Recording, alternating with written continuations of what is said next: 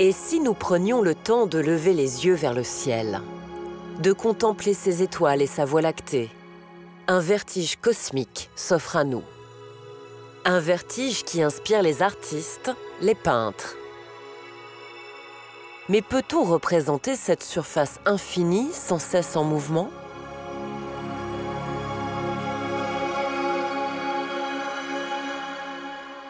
Peindre les étoiles, est-ce seulement possible ? Parce que la nuit est quelque chose de très difficile à cadrer. Quand on regarde un ciel étoilé, il est infini. Plus on le regarde, plus on va voir de choses. Tout est en mouvement permanent. Donc les artistes vont très tôt essayer de trouver, plutôt que de représenter les étoiles, des manières de témoigner de notre lien à l'univers. La nuit étoilée de Van Gogh en 1889 va faire prendre conscience aux artistes du potentiel artistique d'un ciel étoilé. Là où on a vu pendant des siècles une impossibilité de peindre la nuit, en réalité la nuit, les peintres comprennent dès la fin du 19e siècle et avec la peinture du cosmos au 20e siècle que la nuit est un tableau.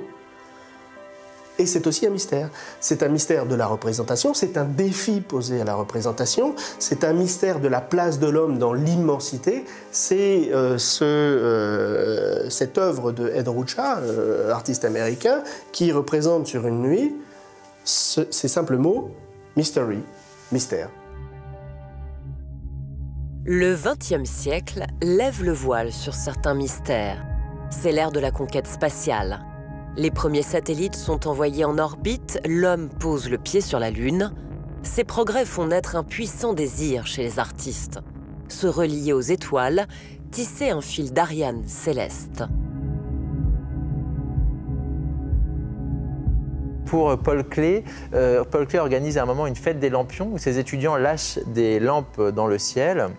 Et il le représente, il appelle cette scène « reliée aux étoiles ». Cette idée d'exprimer cette connexion cosmique, on va la retrouver aussi à travers ce lien de la tapisserie, par exemple. Tisser un fil d'Ariane, comme si on pouvait se relier aux étoiles. Le nu étoilé de Picasso pousse plus loin cette connexion astrale. Il fait de sa muse Dora Maar le trait d'union entre l'intime et le cosmos. Et il représente cette femme en extase, comme flottant dans le ciel. Et elle a le pouvoir, si on regarde bien, de toucher les étoiles. Avec sa main, elle relie la Lune, les étoiles, par un fil. Cette proximité avec cet espace infini va inciter les peintres à représenter leur propre vision de la nuit étoilée. Peindre la nuit étoilée, c'est jouer avec des notions très importantes en peinture qui sont les notions de planéité. Soit on va creuser la toile, Kupka imagine un trou noir, on est comme absorbé dans l'espace vide de la nuit. D'autres vont traiter la nuit comme une surface plane, à l'image d'Augusto Giacometti et sa Voie lactée. Ce tableau a l'air d'un bouquet de fleurs ou d'une sorte de lichen. C'est-à-dire que lui va traiter la nuit comme une surface, une peau. Ce dialogue entre une profondeur d'une part et une planéité, quelque chose de très superficiel d'autre part, la nuit oscille toujours entre ça. Et les peintres vont s'évertuer à essayer de capter cette substance de la nuit qui oscille entre les deux.